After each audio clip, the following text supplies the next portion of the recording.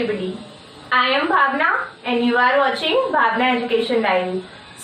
आज हम supreme court of India को डिस्कस करेंगे और उससे इम्पोर्टेंट जो आर्टिकल्स हैं उनको भी डिस्कस करेंगे. इस वीडियो को पूरा देखिए एंड अगर अभी तक आपने हमारे चैनल को सब्सक्राइब नहीं किया है तो do subscribe my channel. Let's start with the supreme court of India. सबसे पहले जो सुप्रीम कोर्ट ऑफ इंडिया है ये इंडिया में हाईएस्ट जुडिशियल कोर्ट है.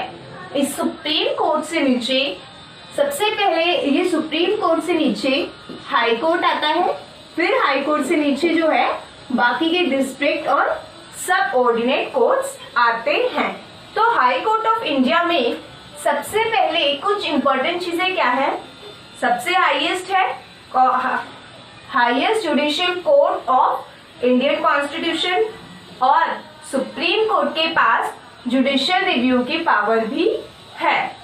और इसका अगर हम हिस्टोरिकल बैकग्राउंड देखें तो इसकी जो एस्टेब्लिशमेंट हुई वो पहले जो है 1 अक्टूबर 1937 तक इसे फेडरल कोर्ट ऑफ इंडिया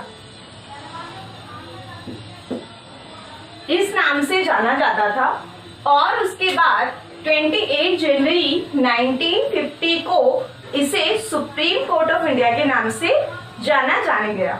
और उसके बाद यहाँ पे पहले जब ये सुप्रीम कोर्ट ऑफ इंडिया 1950 में आया था तब यहाँ का जो कॉलेजियम सिस्टम, यहाँ पे जो मेंबर्स थे, जो बेंच थी, यहाँ पे एक 7 जो थे वो बाकी के जज और एक चीफ जस्टिस ऑफ इंडिया थे, यानी कि टोटल 8. अब उसके बाद यहाँ पे प्रेजेंट जो है वो 33 जजेस और एक सीजेआई है, चीफ जस्टिस ऑफ इंडिया. उसके बाद यहाँ पे जो सुप्रीम कोर्ट ऑफ इंडिया है इसके अंदर जजेस को जो है वो कॉलेजियम सिस्टम के थ्रू अपॉइंट किया जाता है और इनको हमारे देश के प्रेसिडेंट जो है वो अपॉइंट करते हैं. चीफ जस्टिस ऑफ इंडिया को प्रेसिडेंट अपॉइंट करते हैं और यहाँ पे बाकी के जजेस को सीजेआई की कंसल्टेशन के बाद कंसल्टेशन के साथ प्रेसिडेंट अपॉइंट करते हैं. उसके बाद यहाँ पे कुछ मेन चीजें जो हमें चीफ जस्टिस ऑफ इंडिया से रिलेटेड जाननी जरूरी है. फर्स्ट सीजेआई जो है वो एच.जे. कानिया थे. 46 सीजेआई रंजन गोगोई. 47 सीजेआई शरद अरविंद बोबडे. ये हमारे प्रेजेंट चीफ जस्टिस भी हैं S.A. बोबडे. इसके बाद यहाँ पे जो कॉलेजियम बेंच होती है उसके अंदर प्रेजेंट टाइम पे 5 यहाँ पे जजेस हैं. S.A. Bobde, N.V. Raman, Arun Kumar Mishra, R.F. Nariman, R Bhanumati. और आर्टिकल, अब जो सुप्रीम कोर्ट से रिलेटेड आर्टिकल्स हैं हम उसको डिस्कस करेंगे. उससे पहले ये जानना जरूरी है कि जो सुप्रीम कोर्ट की ज्यूरिसडिक्शन है वो ज्यूरिसडिक्शन जो है वो 3 टाइप्स की है. Jurisdiction, original jurisdiction, appellate jurisdiction और एडवाइजरी ज्यूरिसडिक्शन. सुप्रीम कोर्ट से रिलेटेड जो आर्टिकल्स हैं वो 124 से लेकर 147 ऑफ इंडियन कॉन्स्टिट्यूशन में गिवन है और ये जो आर्टिकल्स हैं ये पार्ट 5 ऑफ इंडियन कॉन्स्टिट्यूशन में फॉल करते हैं. तो यहाँ पे ये इतनी चीजें हैं और आर्टिकल 124 का क्लॉज ए वो ये कहता है कि there shall be a supreme court and 1 chief justice of India.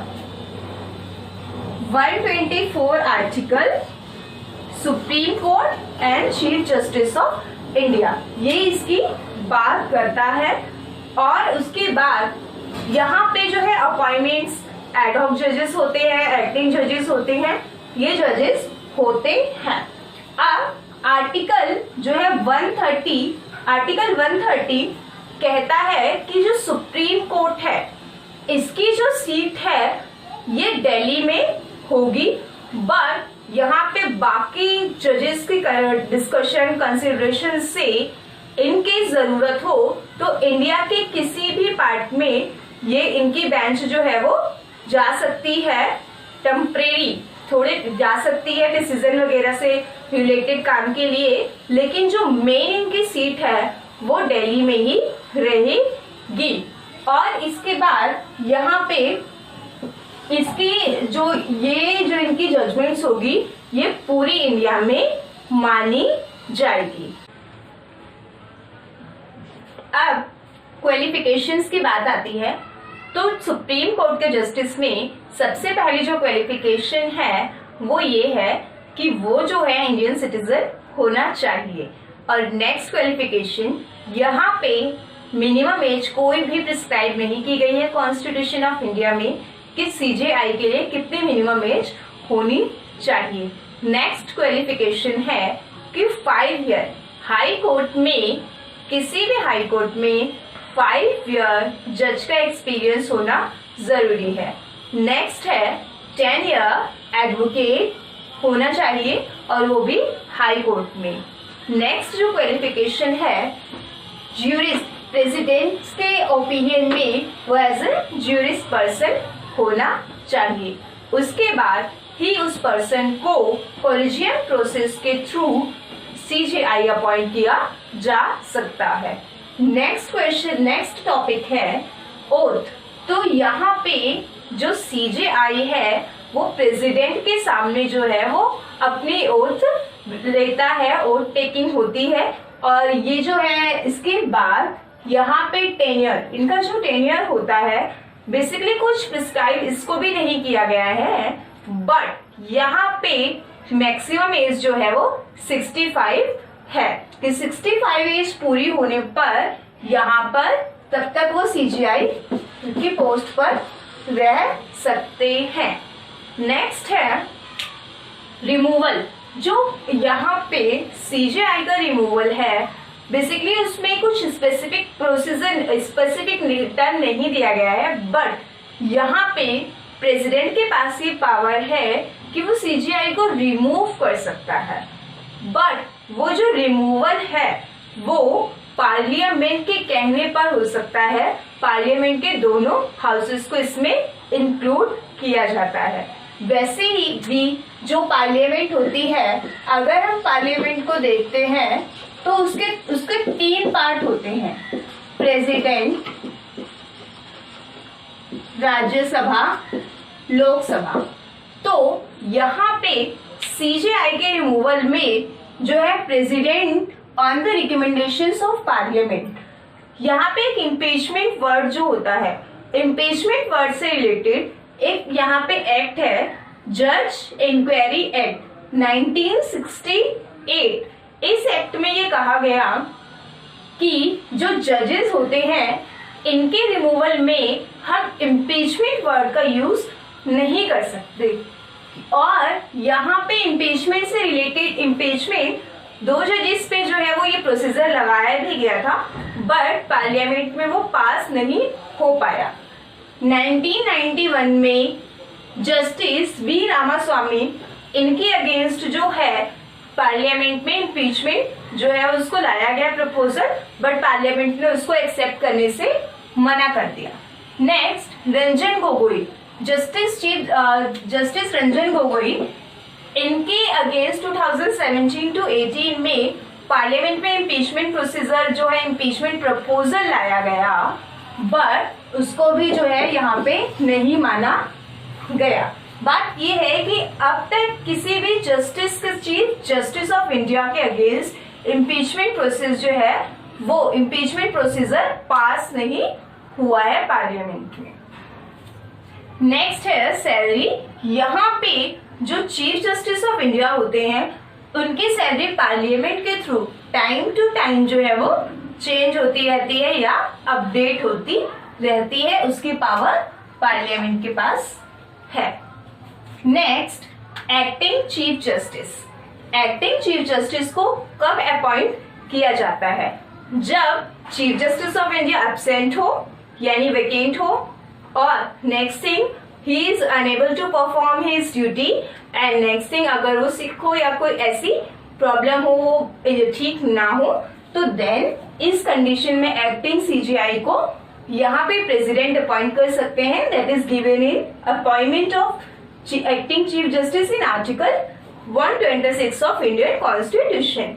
Next है एड हॉक जजेस।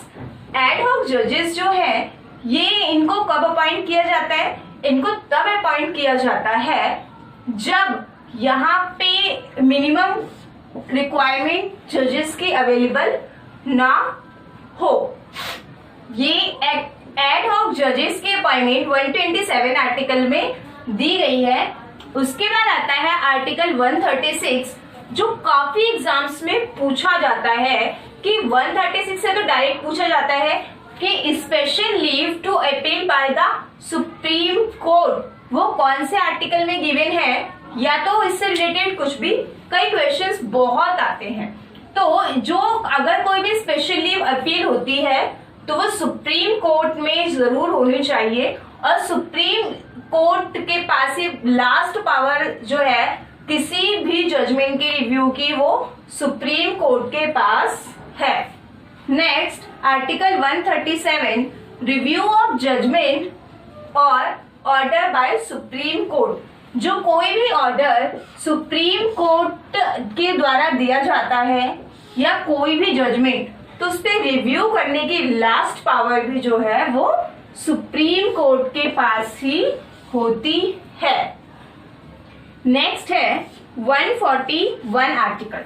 141 आर्टिकल ये कहता है कि जो सुप्रीम कोर्ट के जजमेंट होती है या जो भी लॉ सुप्रीम कोर्ट बनाता है उस लॉ को पूरे कोर्ट को मानना होता है। जितने भी लोअर कोर्ट्स होते हैं, lower courts then supreme court should binding to यहाँ पे follow the declares law of supreme court. Supreme court ने जो भी लॉज बनाए हैं वो सभी लोअर कोर्ट्स मानने को बाइंडिंग हैं। नेक्स्ट है यहाँ पे कि 143 आर्टिकल 143 जो है वो एडवाइजरी ज्यूरिसडिक्शन, सुप्रीम कोर्ट की एडवाइजरी ज्यूरिसडिक्शन के बारे में बात करता है, जिसके अंदर जो सुप्रीम कोर्ट जो है एडवाइस देने की पावर रखता है। और सुप्रीम कोर्ट जो है एडवाइस देने के लिए यहाँ पर जो है वो बाइंडिंग नहीं है, वो एडवाइस दे भी सकता है और एडवाइस देने को मना भी कर सकता है।